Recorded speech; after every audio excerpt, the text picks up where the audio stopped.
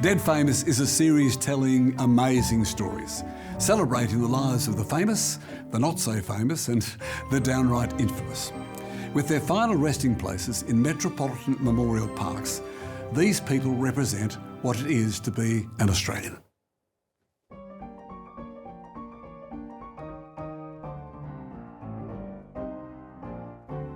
He was hanged for murdering a policeman, but being a bushranger isn't the reason Captain Moonlight is famous. Captain Moonlight was the alias of Andrew George Scott. Captain Moonlight has fascinated us for a different reason as well, and that's questions to do with his sexuality, about his really close and loving relationship with James Nesbitt. Moonlight was born in Ireland from a well-to-do family.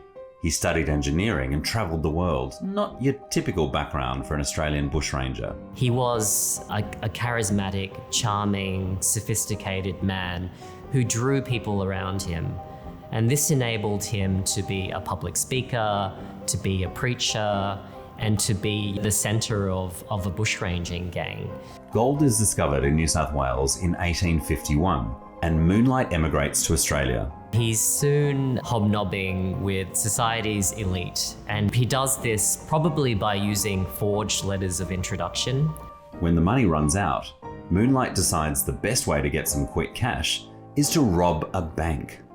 It's the start of his bushranging career. He holds up the Egerton Bank on the Victorian goldfields. He writes a note absolving the bank clerk of doing the crime, and he signs it off as Captain Moonlight.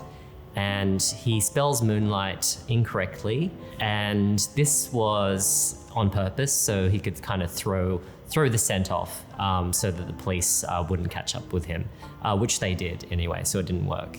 Moonlight is convicted and sent to Pentridge Prison.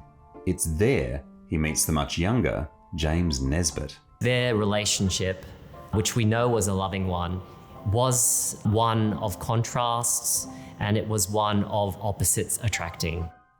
After his release, Moonlight continues to pursue bushranging, forming a gang that includes Nesbitt. The gang tries to rob a farming station that ends in a deadly shootout with police. One of the police officers is shot in the neck and dies. Nesbitt is shot and he dies in Moonlight's arms. Moonlight is sobbing and he kisses him passionately. Moonlight is captured, tried, convicted of murder, and sentenced to be hanged. Moonlight is executed on the 20th of January 1880 at Darlinghurst Prison.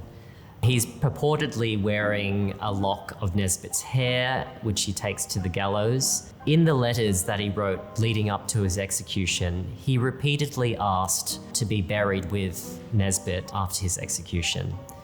This was not honoured. After a public campaign in the 1990s, Moonlight finally gets his wish. His remains are exhumed from Rookwood Cemetery and reburied with Nesbitt. The question of whether Moonlight was Australia's first gay bushranger is a really interesting one. What is clear is that Moonlight had a very deep and loving bond with James Nesbitt. So it doesn't really matter what word you use to describe it. If you read the letters that he wrote on death row, which are replete with pronouncements of love for James Nesbitt, it's really hard not to be struck by the depth of their bond.